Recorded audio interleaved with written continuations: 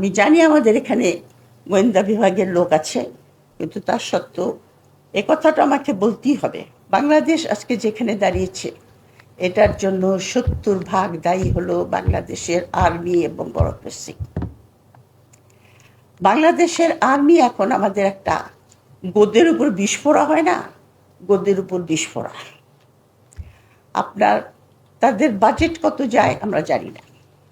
যখন বাজেট দেওয়া হয় পার্লামেন্টে, তাদের বাজেট কিন্তু সিক্রেট, সেই বাজেট আমরা জানি না। আপনার ডিফেন্স পলিসিটা কি তাই তো আমি জানি না। আপনার শত্রুকে, আপনি যে প্রতিরক্ষা করছেন, প্লেন কিনছেন, ট্যাঙ্ক কিনছেন, অমুক কিনছেন, তো আমার শত্রুটাকে, এটাকে তো আইডেন্টিফাই করতে হয় সবচেয়ে আগে। আপনি কার সঙ্গে যুদ্ধ করবেন, যে জন্য আপনি এগুলি সমস্ত কিনছেন? কে আমাদের শত্রু? কোনো রকম ক্লিয়ার কাট সেরকম কোনো ডিফেন্স পলিসি নাই।